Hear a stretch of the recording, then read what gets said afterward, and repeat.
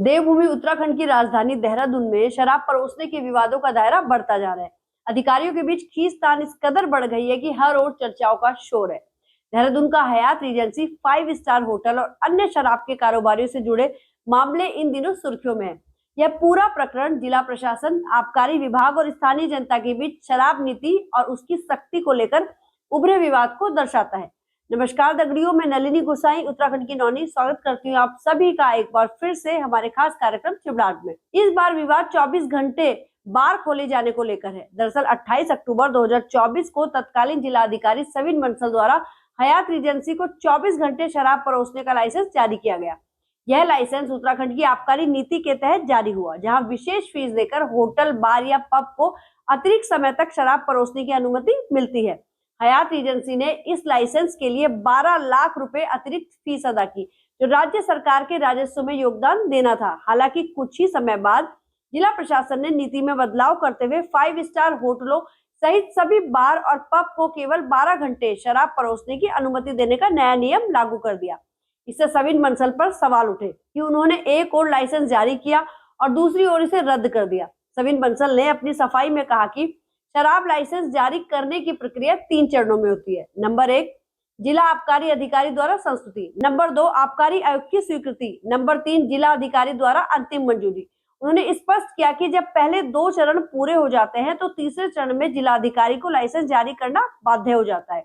इसी प्रक्रिया के तहत हयात एजेंसी को 24 घंटे का लाइसेंस दिया गया, लेकिन अब इसे रद्द कर दिया गया है। हालांकि मामले को लेकर तनातनी साफ देखी जा सकती है और चर्चाओं का बाजार भी गर्म है। वहीं कुछ समय पहले की बात की जाए तो राजपुर रोड का ओपन बार विवाद और उसकी वजह से डीएम और आबकारी आयुक्त के बीच तनाव को लेकर भी खूब चर्चाएं थी। दरअसल देहरादून के राजपुर रोड पर एक विदेशी शराब की दुकान द लिकर हब के बेसमेंट में अवैध ओपन बार संचालित होने का मामला सामने आया था।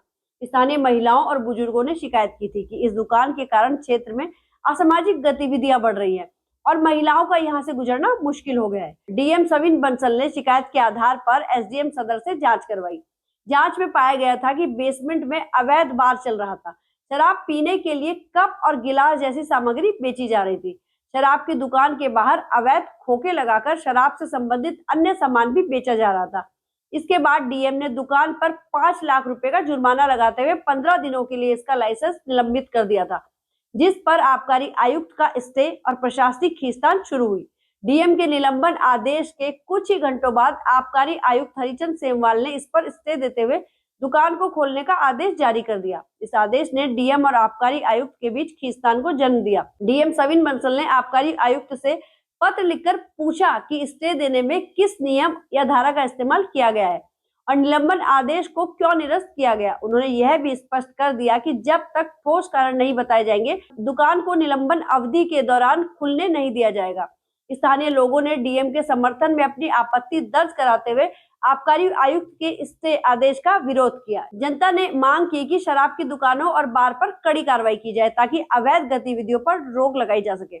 वहीं शराब नीति पर सरकार का दोहरा रुख भी देखा जा सकता है। उत्तराखंड सरकार शराब से राजस्व बढ़ाने के लिए पब, बार और होटलों को अतिरिक्त समय तक शराब परोसने की अनुमति देकर बड़ी धनराशि वसूलती है, लेकिन दूसरी ओर जनता के बढ़ते विरोध और सामाजिक प्रभाव को देखते हुए सख्त कदम भी उठाए जा रहे हैं। यह पूरा मामला प्रशासनिक पारदर्शिता, शराब नीति के राजस्व और सामाजिक जिम्मेदारी के बीच संतुलन बनाने की कठिनाइयों को उजागर करता है। डीएम और आबकारी आयुक्त के बीच विवाद से यह भी साफ है कि नीतियों के कार्यान्वयन में समन्वय की कमी है। अब देखना यह है कि इस खींचतान का समाधान कैसे होता है और शराब नीति को लेकर सरकार क्या ठोस कदम उठाती है। बाकी क्या कुछ है, इस पर आपकी राय हमें कमेंट करके जरूर बताइएगा। धन्यवाद।